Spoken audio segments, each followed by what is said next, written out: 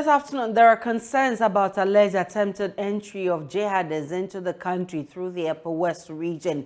The number of jihadists is alleged to be 80, all on motorbikes. They are suspected to be using the Hamley Road through the Kulunka village, 5 kilometers from Hamley. But who are these people and what do they want? I've been joined by the Executive Director of the West Africa Center for Counter-Extremism, Mukhtar. I'm grateful for your time, sir. First, what has your intelligence picked as far as jihadists attempting to penetrate the country through the Upper West region is concerned? Yes, good afternoon to you and good afternoon to your viewers.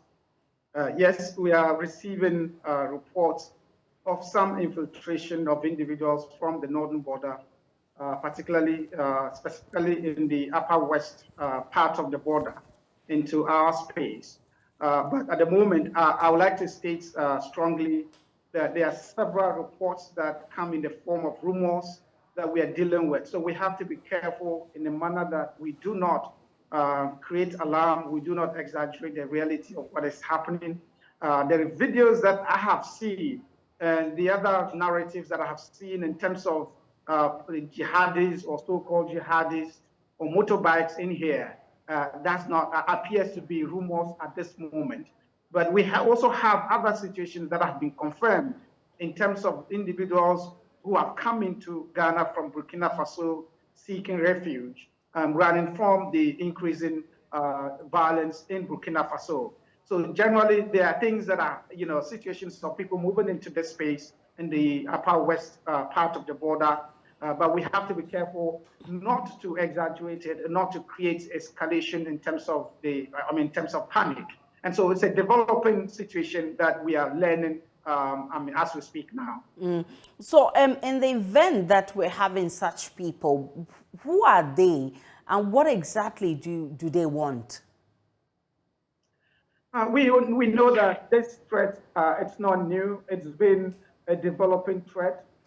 Extremist groups have taken over nearly, actually now, it's about 60% of the entire geographical space of Burkina Faso. And it's increasingly moving towards the south, moving towards us. And these are extremist groups that have been transplanted, that are associated with Jini, one of the biggest terrorist groups within the Sahel. And we have other splinter groups that have different motivations, but of course, the common thing is to take over territory, to administer their form of leadership, in that space.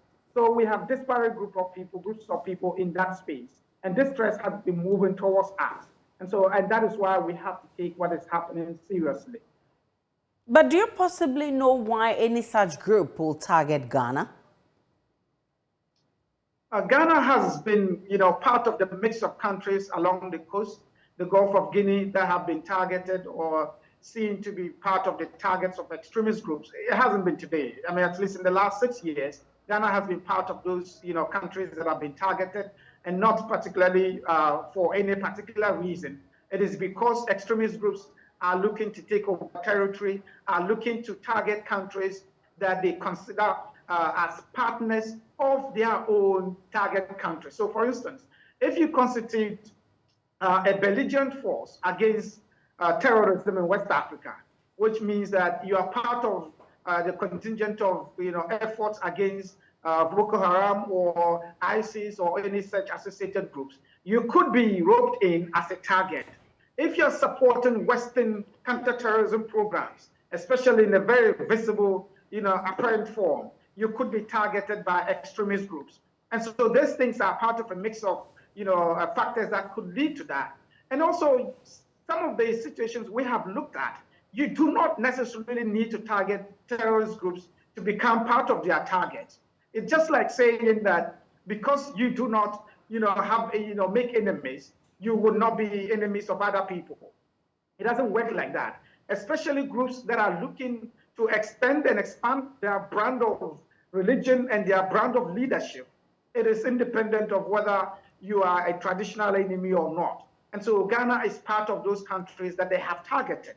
But we have to find a more appropriate ways in terms of our response approach. We do not have to provoke any action from the groups within the region, We have to continue to do what we have been doing. And I'm saying this in terms of the context of security, state security, counterterrorism effort, in ensuring that we preserve these borders and ensure that we do not provoke these actions at our border posts. Mr. Mukhtar, I understand that we do not have to create panic and fear, just as you put it. But I want to understand, should we be concerned as a country? What exactly should we be doing at this moment?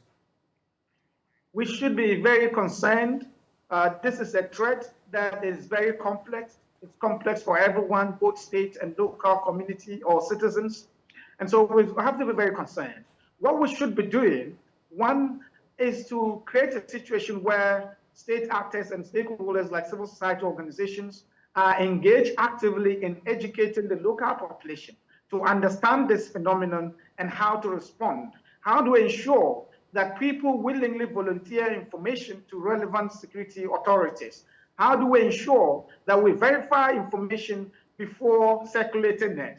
Because panic and escalating the threat through the sharing of rumors can actually be more dangerous than the real threat itself. And so we have to be very deliberate at this point from the state perspective, rolling out programs that are intended at educating people to understand what this is and how we can positively play a role in preventing terrorism from happening here. I'm already grateful for... have already shown some leadership. Some of them have actually reported to police officers and some security agencies. And so it's important that we build that culture and that approach moving forward. Mr. Mukhtar, thank you so much this afternoon. He's Executive Director for West Africa Center for Counter Extremism. Now...